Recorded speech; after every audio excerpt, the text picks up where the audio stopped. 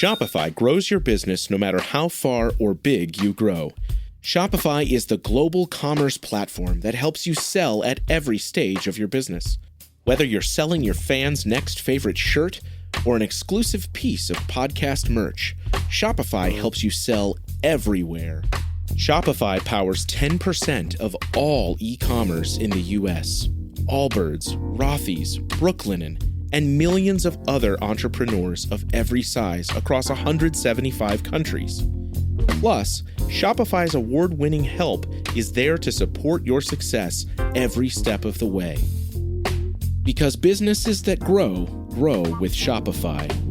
Sign up for a $1 per month trial period at shopify.com/income, all lowercase.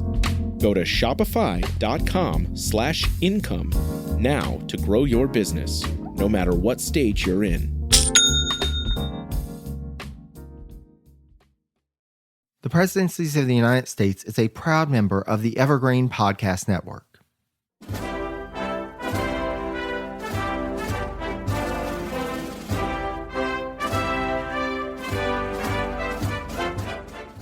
Hello and welcome to the Presidencies of the United States. I'm your host, Jerry Landry. For those listening to this episode upon its initial release, you know that tomorrow is the beginning of the 2024 Democratic National Convention.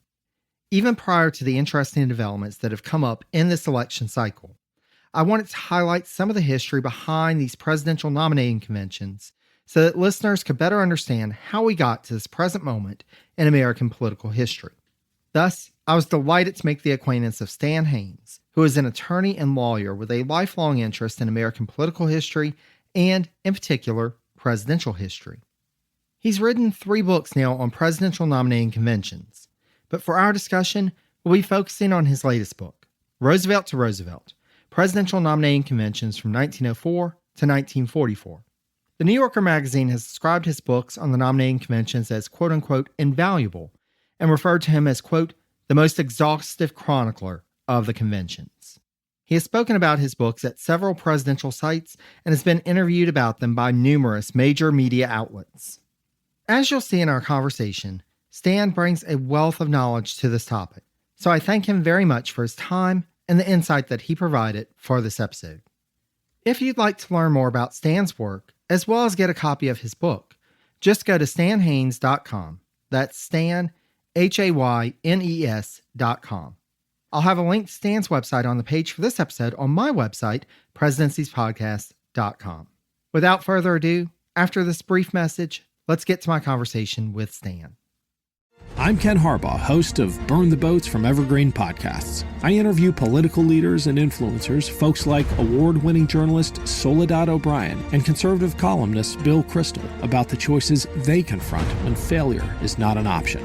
I won't agree with everyone I talk to, but I respect anyone who believes in something enough to risk everything for it. Because history belongs to those willing to burn the boats. Episodes are out every other week wherever you get your podcasts. Stan, thank you so much for joining us today on Presidency. So glad to have you here.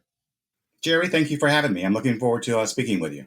I'm greatly appreciative of you reaching out because, as this is a presidential election year, we're recording this in 2024. I always try and highlight some key points in presidential election history and hadn't really gotten to talking about conventions as much. And so when you reached out, this was perfect timing. We're recording this right before the Republican National Convention. This episode will come out in the lead up to the Democratic National Convention. So this was perfect timing to be able to have this conversation. So thank you so much. Oh, you're welcome. And thank you. As I said, it's a one time every 4 years that people are actually interested in the topic that has been kind of my hobby for the last 20 years. So I look forward to it every 4 years. Absolutely. And that's a perfect segue to our first question to get us started. Given that this book is the third that you've written on presidential nominating conventions, I just want to start out our conversation just asking what got you interested in researching and writing about conventions in the first place? Well, ever since I was a kid, I've been a presidential history nut. Then about 20 years ago, when I was in probably my late 30s, I started reading a lot of biographies about the 19th century presidents. And I kept reading about such and such president was nominated at a convention in Baltimore. And at that time, my career was as a lawyer, and I worked in downtown Baltimore. And so I began wondering about those Baltimore conventions. Where were they held? Did any of the buildings still exist? What happened at them? So I started looking into that, and I actually found to my surprise that Baltimore was the first sort of city of choice for nominating conventions. The convention started in the 1830s. And from the 1830s through the Civil War, a dozen or so conventions were held in Baltimore, compared to maybe 2 at the most in some of the competing cities. So that's what got me interested into it. I wrote a book about it. It's called The First American Political Conventions, not only the Baltimore ones, but all of that generation. And then I really kind of felt that it was an issue that had not been researched that well or that thoroughly in other books. So I decided to keep going with it, and I went forward in time with more conventions. So I wrote a second book that came out called President Making in the Gilded Age, which concerns the conventions in the second third of the 19th century. And then just recently, in April of this year, my third book was published, the one we're going to talk about today, which is called Roosevelt to Roosevelt, and that covers the conventions in the first half of the 20th century. So that's how I got interested in it. Absolutely. And it is fascinating whenever you are, and especially like with presidential history, but really any type of history, when you start to think about, okay, well, this happened where I'm at. Okay, well, what's still there? What does this look like now? And that physical connection to the past is just, it can really fuel this passion. I know for me, I love traveling to historic sites to see where things actually happened, or to see if it's not there anymore. So, yes, me too. I've taken my wife and son, who was now an adult for many years, but to many a presidential home, graveyard, birth site, library, you name it. well, and thinking of that physicality, thinking of those geographic locations, one of the trends that you highlight in this book, Roosevelt to Roosevelt, as you cover these nominating conventions, is the geographic move to hold them further west. And we kind of, we see that in presidential history. We have candidates who are coming from further west, and now the actual nominating conventions are going further west.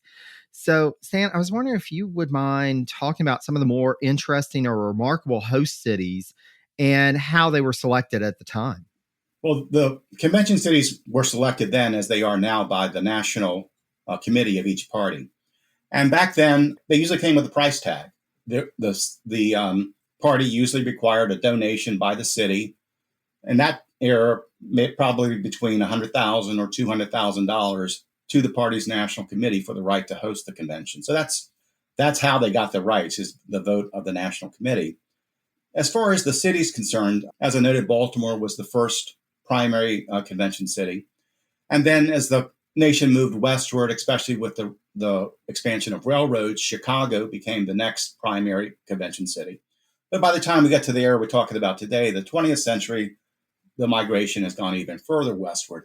If I had to pick a couple of cities that the conventions were held in the first half of the 20th century that were of note and interesting, I'd probably go with Denver and San Francisco. The Democrats met in Denver in 1908. At that time, it was the farthest west that any convention of either party had ever met. Interestingly, the structure where it was held had just been completed at the time, and it actually still exists. I was in Denver a couple of years ago and can actually go to that site, which is now an opera house. Denver, of course, as everyone knows, is at the foothills of the Rocky Mountains. The convention was held in July. It was hot in the city of Denver at that time, but the mountains, which are just a few miles away, are covered in snow. So someone got the bright idea of creating what was essentially to be a primitive air conditioning system to be used in the convention arena. And the idea was they would take a train up to the mountains, load all the train cars with snow, bring them back downtown, and then they would have these barrels, and they would pack the snow in the barrels and put them all around the convention hall to keep the hall cool during the convention. So the first part of the plan worked pretty well. They got the snow, the trains brought it in, and they dumped all the piles of snow outside of the convention hall. But for some reason, the snow never made it into the barrels. And so all these Easterners and Southerners arrive in July, and they're just amazed. They have never seen piles of snow in the middle of the summer. And of course, there were the inevitable snowball battles among adults who were actually there for the serious business of choosing the next president of the United States. So that's kind of the interesting point I found about the Denver Convention in 1908. Moving ahead a little bit, the first West Coast Convention was in 1920. That was also a Democratic convention, and that was in San Francisco. And then, as now, San Francisco kind of had the reputation of being somewhat of a carefree, exotic city. That convention was also held in the first year of Prohibition, which went into effect in January of 1920. And despite the Prohibition law against alcohol, alcohol flowed freely, and I mean freely, and often during this convention. In fact, the city took some of the warehouses where they were storing alcohol, which was designated for medicinal purposes, and served it to the delegates free of charge during the convention. One of my favorite quotes from that convention came from H.L. Mencken, who some of your listeners may know was a very gruff and cynical reporter for the Baltimore Sun, and he went to all the conventions of that era. He fell in love with San Francisco for the exotic atmosphere. And as he was leaving, he wrote, quote, "I must see San Francisco again before they put the formaldehyde in my veins, and maybe twice more." So if you had to pick a couple of interesting cities, I would go with Denver and San Francisco for the conventions in that era. Absolutely. And I love in your work how you really talk through the process of getting things ready for all these conventions, and the one in San Francisco taking place right around Prohibition.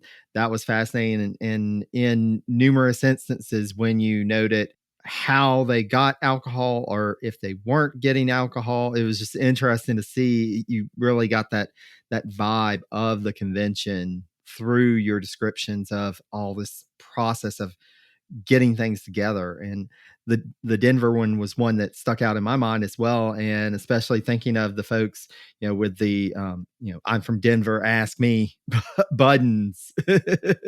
That's one of the things that I found in looking at the existing sources about the conventions. The books and the authors, they talked about the politics of it, but they didn't really give you a feel for what was it like in the city. And so my research was a lot of the newspapers in the host cities of the convention, and about the buildup and how excited the people were. And as you said, they have committees go around the streets with welcoming signs, or have welcoming parties or parades. So I think my books give more of a flavor of that than any of the others about the conventions. Absolutely. Absolutely.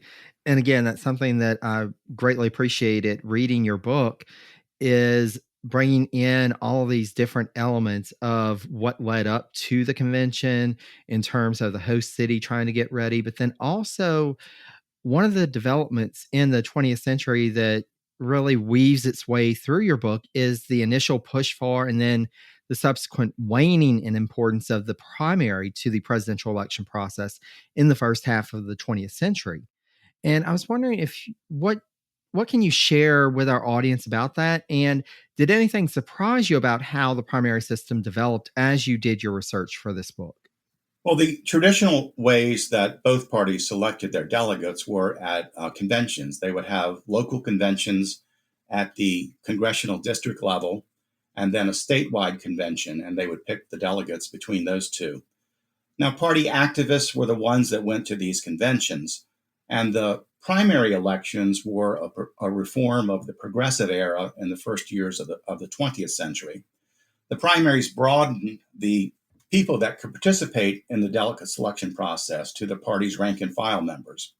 So this is the first year that this really was important. The primaries was the 1912 election. And that was the year that Theodore Roosevelt challenged William Howard Taft for the Republican nomination. Primaries were held in about a dozen states in that year. Now, Roosevelt was a former president. He was very popular with the people. Taft was not much of a campaigner. Was a bit stiff on the speaker stand. So Roosevelt basically wins all the primaries. And he goes in the convention saying, hey, I'm the choice of the people. I should be the nominee. Well, the problem, of course, was that only about a third of the states had conventions. The other two-thirds used the traditional state and local convention method.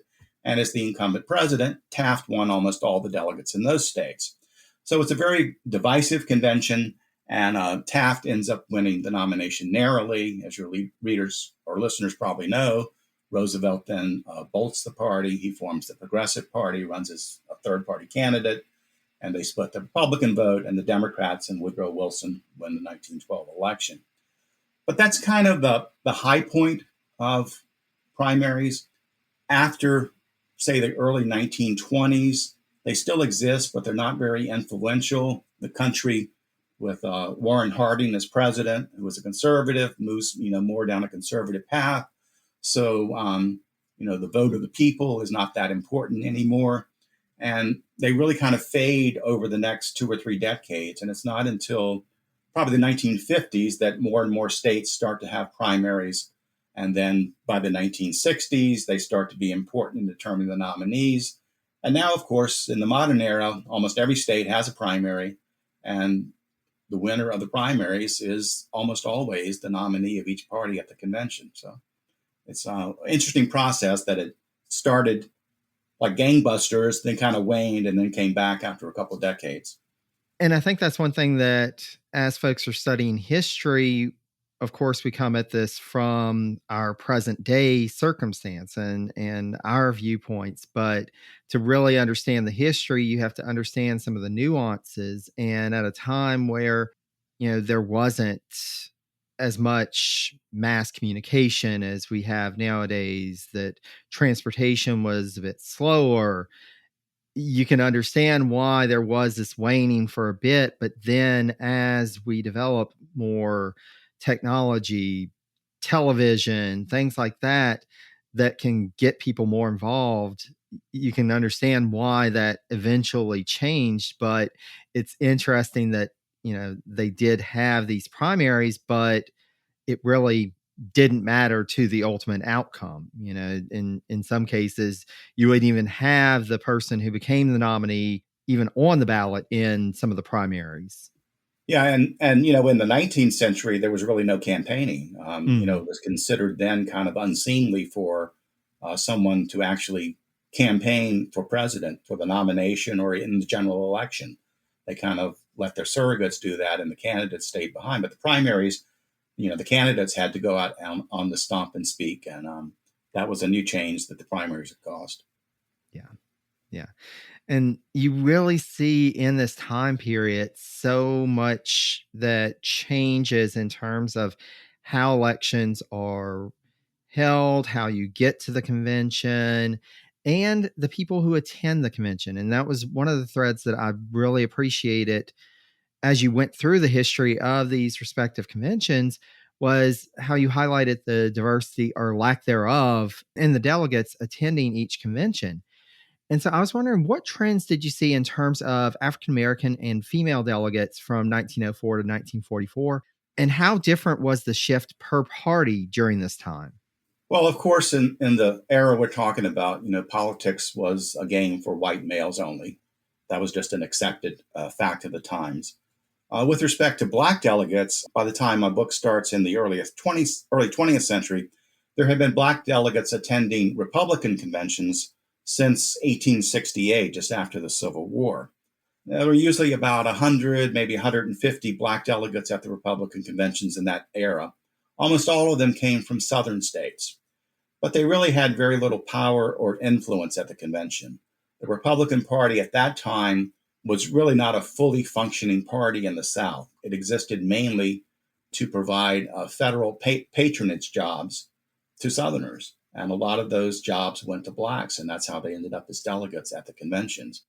So for blacks, since the 1860s, they attended Republican conventions. Interestingly, there was no black delegate at a Democratic convention all the way up until 1936. So it's almost the opposite of what we have today, where the majority of blacks identify with the Democratic Party as opposed to the Republican Party. Then blacks were Republicans. As to female delegates, they began to appear at the 1900 convention. Some of the Western states that entered the Union around that time entered with constitutions that allowed women the right to vote, as opposed to the federal constitution, which did not. So some of the Western states would send women to the conventions, but there really weren't that many. For years, actually for decades, going back until the 1870s, suffragists would appear at the conventions of both parties, advocating and lobbying for the parties to put planks in their platform for women's voting rights. They were not treated with much respect, and their requests were denied. It was actually not until 1916 that both of the parties finally put something on their platform supporting voting rights for women. But they did so only for it to be determined on a state-by-state basis. And then, of course, it was in 1920 when the 19th Amendment to the Constitution finally got ratified that gave women in all states the right to vote. After that, female delegates began to increase at the conventions, but not dramatically. There were some conventions in the 1920s where women did have prominent roles as committee chairpersons and drew some attention, but it really wasn't until probably all the way to the 1970s that almost a majority of the delegates were women.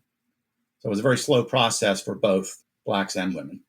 Well, and it was interesting how you highlighted in the Republican conventions that black delegates had been there for such a long time, for decades, and then you start to see when they have these contested delegates that ultimately the white delegates are favored over black delegates, and you see a drop in the number of black delegates even to the Republican conventions.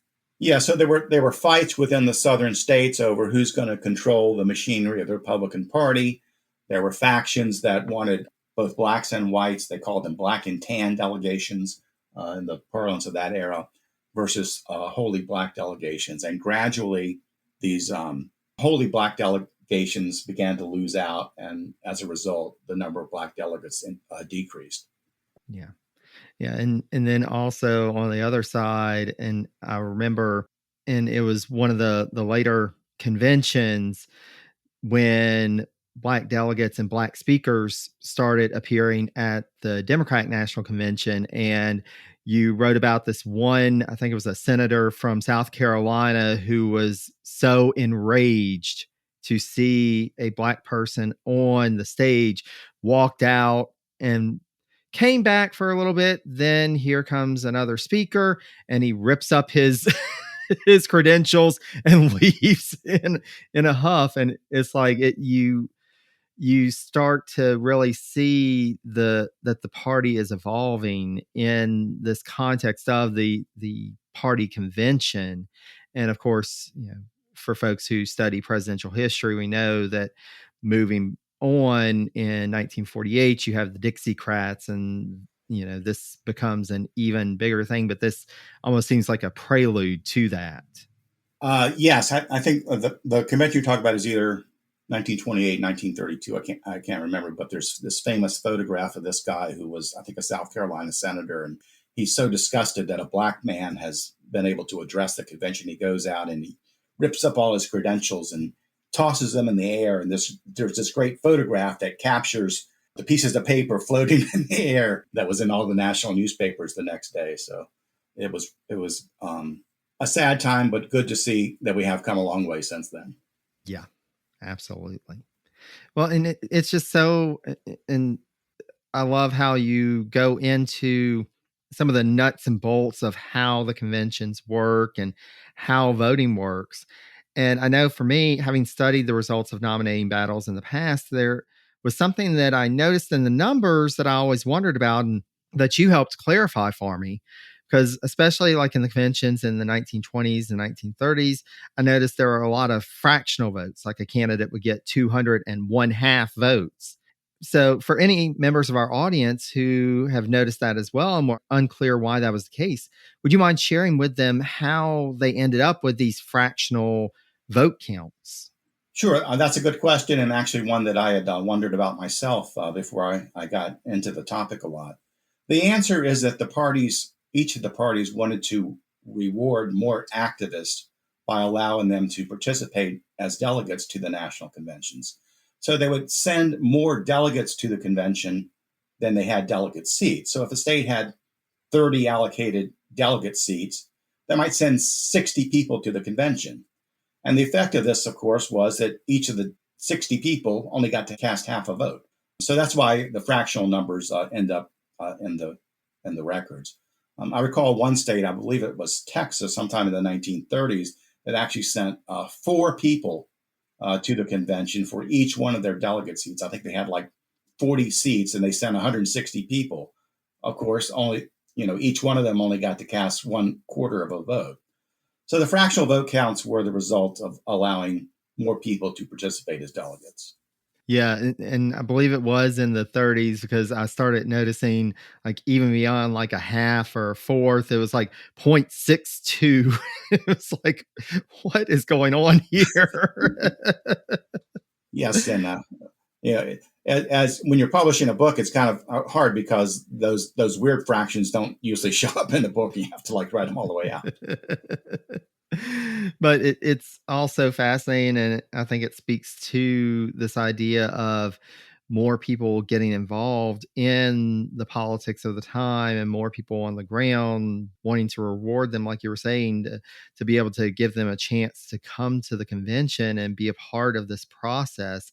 And it's fascinating to see, and how it's increasingly capable of doing that through improvements in transportation, through all these advancements. It's fascinating to see how some of these technological innovations are impacting how the conventions ended up, how they were able to expand that a bit more. Yeah, another way they expanded the participation was they had alternate delegates. So a lot of states would send an equal number of alternate delegates as they did actual delegates. So you might have, in addition to the extra real delegates there who are casting fractional votes, a full allotment of alternate delegates who are really just there to observe and participate if somebody gets sick or has to go home or something. Again, a way of rewarding the faithful of the party. And it really speaks to, these conventions. Of course, they had a purpose of pulling together the platform, nominating candidates, but also it was in some ways this party. It was a chance for people to travel and meet new folks. And you really get a sense in some of these that they were really having a good time.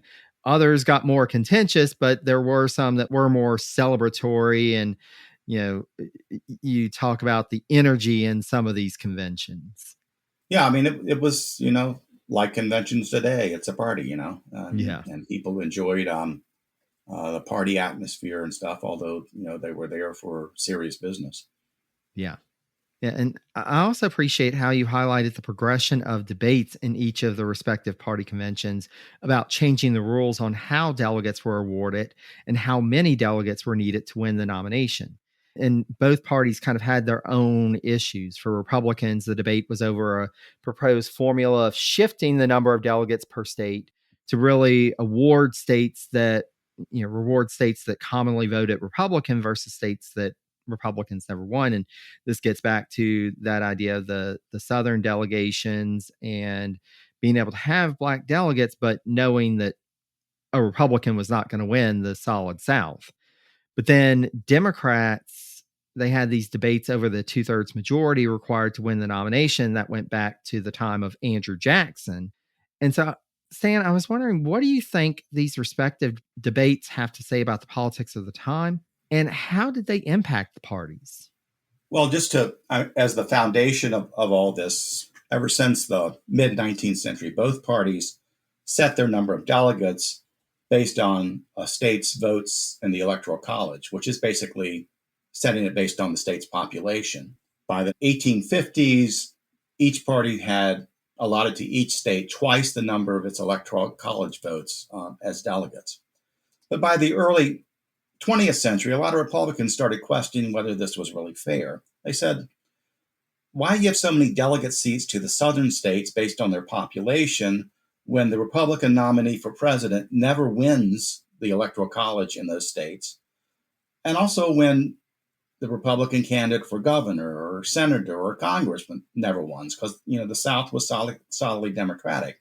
So they say, why are we giving a third of our delegate seats to a portion of the country that contributes nothing to the election of Republican candidates?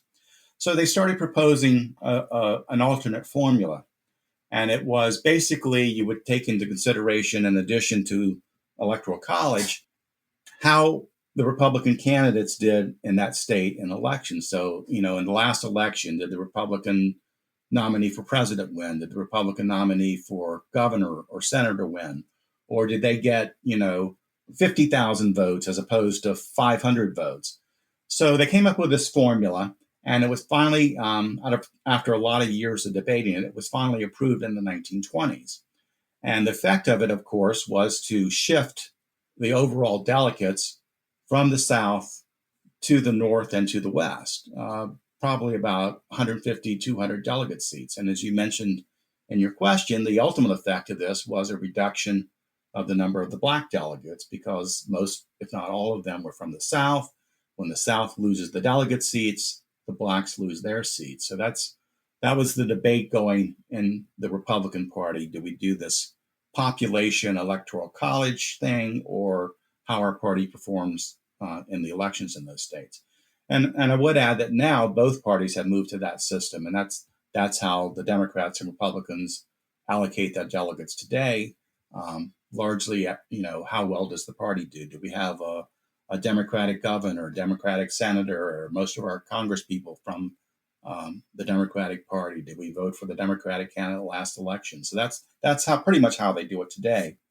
On the Democratic side back then, as you indicated, the kind of weird thing they did was they did not follow a majority rule vote for their nominations. All the other parties in American history, going back to the Federalists and Anti-Federalists and the Whigs and Republicans, they all had a majority vote rule, which was kind of the American way. 50% plus one and you win. At the first Democratic convention, which was held in 1832, Andrew Jackson was running for a second term, and he wanted a different vice president. John Calhoun was his president, and he and Calhoun had a falling out, and he wanted to replace him with Martin Van Buren. So they had this convention, and one of the reasons that they agreed to the convention, it was the first Democratic convention, was they wanted the party support for changing the vice president. And Jackson came up with this idea. So, well, we won't just have this majority rule for our nominations. We'll have a 2/3 rule. And that way, if someone criticizes me for dumping Calhoun and replacing him with Martin Van Buren, I can say, well, hey, 2/3 of the party supported me at the convention on that.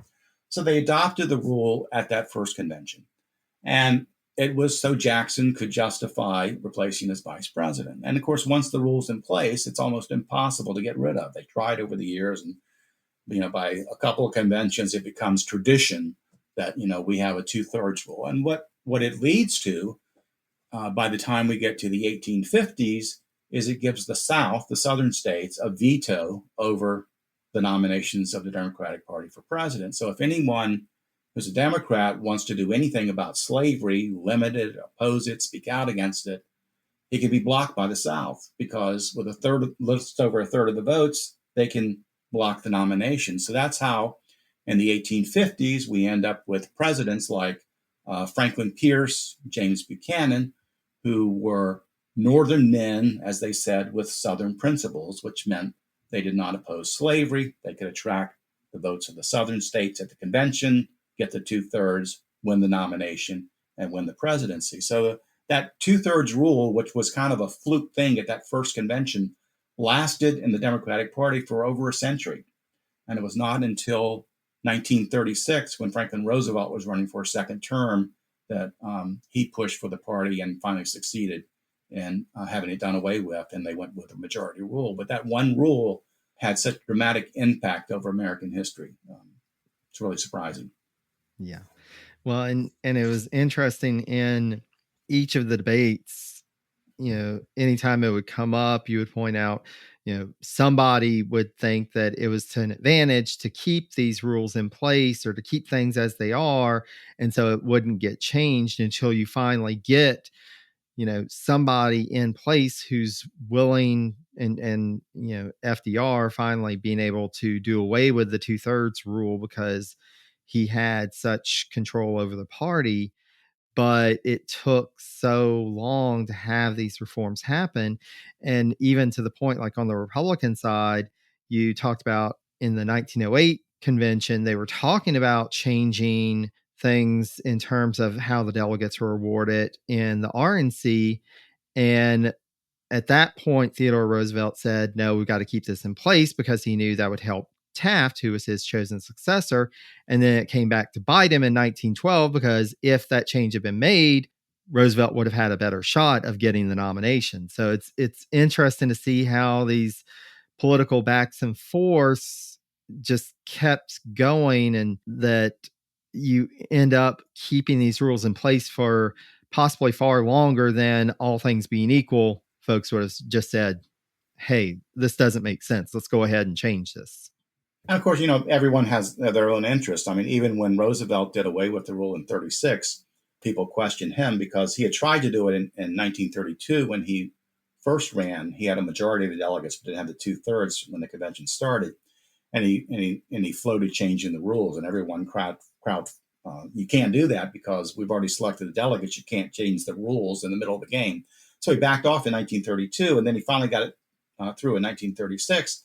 And a lot of the suspicion and speculation at that time was he was already looking to running for a third term in 1940, and he knew that it was a taboo against third terms ever since Washington had stepped down after 2/3. And he knew it would be hard to break that tradition, and he could do it much easier if he only had to get the majority of the vote as opposed to 2/3. So interesting battles on both sides on those issues. Definitely. Well, and it's interesting because, like, one of the most fascinating things for me while reading your book was in learning how much planning sometimes went into ensuring that one candidate or another won the nomination for either president, or in some cases, like at the 1944 DNC, vice president. So I wanted to ask, what was the most surprising instance of a nomination being engineered that you encountered in your research? And which one do you think was the most impactful shift orchestrated that gave the nomination to someone who wasn't seen as being the favorite candidate going in? There are a few that could qualify in either party for the first half of the 20th century. But if you ask me to pick one, I would go with the 1920 Republican Convention. That year, many had thought that Theodore Roosevelt was going to be the Republican nominee. As we talked about earlier, Roosevelt had left the party in 1912 after he lost the nomination for Taft, formed a third party. But he was gradually kind of working his way back into the good graces of the Republican leadership. The party's rank and file always loved him, but it was the leaders that were opposed to him because he was more progressive than they were. But by 1920, by the time that's rolling around, he is seen as pretty much the favorite to win the Republican nomination. Unfortunately, he died unexpectedly in 1919, and that left the race for the Republican nomination wide open. There were four major candidates that year. There was a military man, General Leonard Wood, who had been with Roosevelt in Cuba during the Spanish-American War. A lot of the Roosevelt supporters favored him. There was a guy named Frank Loudon, who was the governor of Illinois, a guy named Hiram Johnson, who was a progressive Republican senator from California. And then there was Warden Harding, who was a relatively unknown senator from Ohio. And before the convention, of those four, Harding was probably viewed as the weakest of the candidates. And there were several other minor candidates. So they get to the convention, and on the first ballot, Wood and Loudon are the leaders, but they're not close to winning, but they're significantly ahead of the rest of the field. Harding ends up in sixth place on the first ballot. And this goes on for a couple of days, and basically Wood and Leonard stalemate each other. They're not progressing, they're not losing delegates, but they're not going to win the nomination. So one night, the convention's held in Chicago, and there's this famous meeting in the Blackstone Hotel in Chicago. A group of the party leaders, probably a dozen or so, who are mostly senators or former senators, have a meeting. And they have this list of all the potential candidates, and they go through the list and they discuss the pros and the cons of each one of them. Some of your listeners may have heard the term smoke-filled room in the political context. Well, that term comes from this meeting at this hotel in Chicago during the 1920 Republican Convention. They go through these list of candidates and they eliminate them one by one for various reasons. And they get to the end of the list, and the only name that they have not crossed off, because he really has no negatives that they are aware of, is Warren Harding, this relatively unknown senator from Ohio. So they call Harding into the room. And one of the senators goes into the bedroom of the suite and calls Harding in and sits him down on the bed and says, "We think we're going to nominate you for president tomorrow. Before we do that, though, is there anything about your past we ought to know about?" Harding says, "Give me a couple of minutes." So he walks out in the hallway, he comes back in a few minutes later and goes back into the bedroom and meets the fellow and says, "Nah, there's nothing. I'm honored to be your nominee." Well, of course, Warren Harding was very much a ladies' man. He did not tell them that he had had a long, ongoing affair for years with the wife of one of his best friends, which had ended by that time. But in the last couple of years before the 1920 convention, he had another affair with a young woman who was a secretary in his hometown in Ohio, who was, I think, 19 at the time. And this young woman had given birth to his child within the last year or so. And moreover, she now lived in Chicago with her sister, the city where the convention was held. And during the convention, Harding's going to have these clandestine meetings with this mistress and even gets her tickets for her to attend the convention. So he doesn't say anything about this. They agree that he's the one that they're going to push. And over the next couple of days, they do that, and he ends up being the nominee. He ends up winning the 1920 election and replaces Woodrow Wilson in the White House. Now, Wilson was a progressive. He was an internationalist. The First World War was fought on his watch during the second term. Harding is exactly the opposite. He's a conservative. He's an isolationist. And he, as president, takes the country in a much more conservative direction. So that was a dramatic change in the country because of this one kind of clandestine meeting at the convention in Chicago that basically forced the nominee on the delegates by the party leaders. And of course, all of this dirt on Harding's personal life never came out during his lifetime. And it wasn't until decades later that it came out and it was all verified. Yeah. For of anybody who they needed some research on to vet the candidate, Warren Harding was definitely one of those folks they needed something, and you just didn't have that at the time. Oh yeah, no, I'm fine. It's all good. Really? Well, but even much later with John F. Kennedy in the 1960s, same kind of thing. And, none of it came out during the election. Exactly. But yeah, it's so interesting to see some of these instances where there was so much work done behind the scenes leading up to the convention to get a certain candidate in place when they've got other candidates. And you mentioned in 1920 you've got Leonard Wood, who's being supported by Theodore Roosevelt's family. They're talking him up, and Harding ends up the nominee. It's so fascinating to see how that all plays out. And I think that's one thing that you do very well in your book is highlighting how these candidates who, going in, folks weren't thinking, oh, well, it's going to be Harding, but they end up rising to the top for whatever reason. Yeah, and there were numerous conventions during the first half of the 20th century where, the front runner does not win the nomination in both parties. And to our listeners, I highly encourage you to read Stan's book and to go into some of these, because there are some really fascinating stories in this back and forth for candidates trying to just get to that magic number and to get the nomination. And Stan, naturally, the nature of conventions has changed over time. And as you noted, 1952 was the last convention to date that required more than one ballot to decide on a presidential nominee. So do you think we'll ever see a convention again where the nomination is decided on the floor, or has the modern primary and caucus system eliminated that possibility? If you had asked me that question a month ago, I would say likely no. But as we are recording this in mid-July of 2024, the Democratic convention is about a month away, and we're only a couple of weeks out from the disastrous debate performance by President Joe Biden.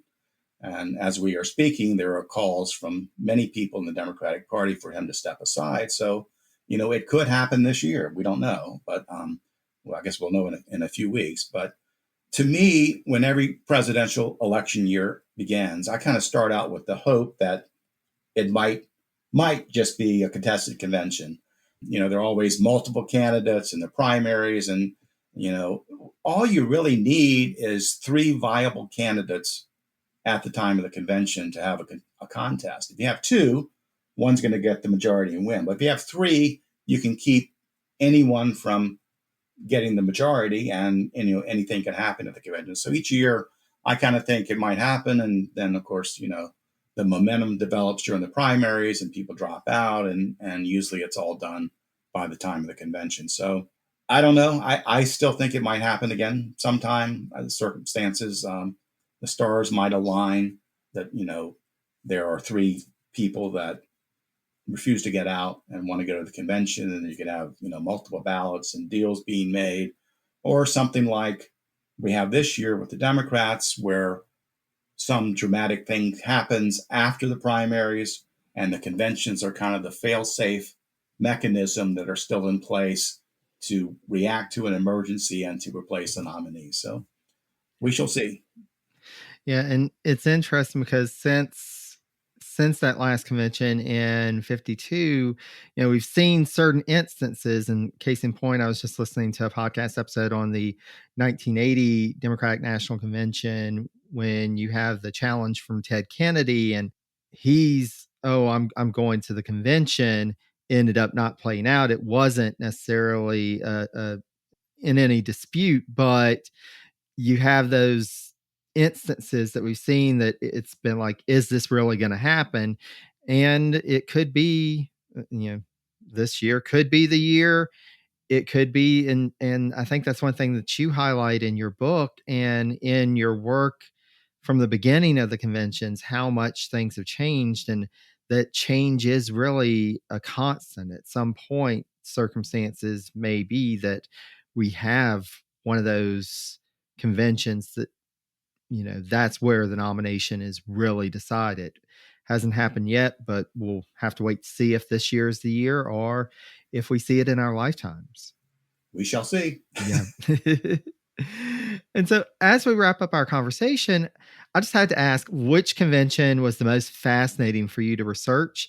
In reading this book, I can imagine I've got a couple of contenders in mind, but I was interested to see which one stuck out the most to you and why. I guess if you ask me to pick one, I have to go back to the 1912 Republican Convention. That was, of course, the year of the Taft-Roosevelt battle. The party ended up splitting in half. Both Taft and Roosevelt ran, split the party's vote, and the Democrat Woodrow Wilson became president. What intrigues me about that most is not only the political aspect of it, but the personal aspect of it. And for those listeners that don't know, William Howard Taft and Theodore Roosevelt had been friends since they were young men. They had served in Washington together under prior Republican presidents. When Roosevelt became president, he brought Taft into his cabinet. Taft was one of his closest advisors. When he decided to step down in 1908, Taft was the man that he picked to succeed him in the White House, and he worked very hard, despite some opposition in the Republican Party, to get the nomination for Taft, worked for Taft in the election, and got Taft elected president. And then 4 years later, 1912, he's become disenchanted with Taft. He thinks Taft is too conservative, and he's convinced by a lot of his supporters to challenge Taft for the nomination. So it's very, on a personal level, I find it very intriguing thing besides the politics of it. I put a story in the book in 1912 when they were campaigning in the primaries. I think it was in Massachusetts. Taft had given a speech in Boston where he had really just criticized Roosevelt up one side, down the other. And he goes back into the train car He's kind of slumped over in his seat, looking, very, very sad. And this reporter comes upon him and doesn't even say anything to him. And Taft looks up at the reporter and says, "Theodore Roosevelt was my closest friend." And he starts to cry. And, just the personal aspect of that just intrigues me. And that if you had to pick one convention of the first half of the 20th century, I would probably pick that one as the most interesting. Yeah. Any others that you had in mind? So I was thinking of in 1920 and then 1924, the Democratic National Conventions, both of those, the fact that they had these big names, but you see that 2/3 rule really getting in the way of picking a candidate. And so you end up in these long drawn out back and forth. And I think it was the 24 convention that had 100 and something ballots. 103. Yeah. It was just fascinating to kind of see and to see all this mechanics going on behind the scenes, trying to do anything they could to get their candidates over the mark. And I think, Stan, for me, one of the things that I really appreciate about your book, and I'm actually not surprised that you picked the 1912 Republican National Convention, because I think you really highlight we have a tendency to think more about the names and the figures and all that. But I think you do an excellent job of pointing out that these are people in these conventions, that these are people who are involved in this process. And for better or worse, for all of our flaws, it becomes the history of our nation in these nominating conventions and who becomes the president. And I think that's something that you do very well in this book that helps to humanize these moments in time, these snippets of time, and highlighting how important it was for the folks who were there at the time. Thank you. Thank you very much. And so for our listeners, there is so much more that we could have talked about, because this was 40 years of conventions with so many fascinating moments. But of course, you've gotten a brief preview of what's in the book. So I highly encourage you to go and check out Roosevelt to Roosevelt, Presidential Nominating Conventions from 1904 to 1944.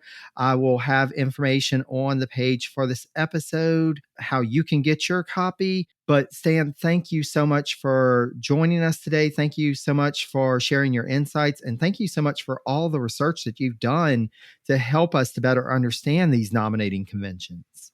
Thank you, Jerry. It's been a pleasure to talk with you today. Thanks so much again to Stan Haynes for joining us for this episode and sharing his insight and extensive knowledge on presidential nominating conventions.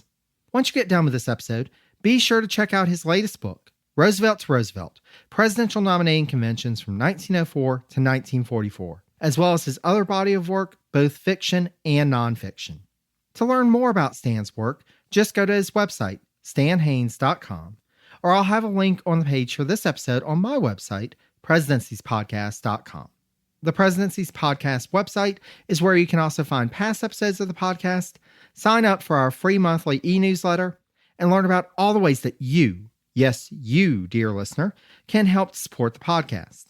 If you have any questions or comments, please feel free to send them my way via email at presidenciespodcast@gmail.com. You can also reach out to me on social media if you're not connected with me there already. I'm available on Facebook, Mastodon, and Blue Sky as Presidencies, on the formerly known as Twitter at Presidencies89, and on Instagram and Threads as Presidencies Podcast. Thanks so much for listening. And until next time, stay safe and healthy, be kind to one another, and take care, dear friends.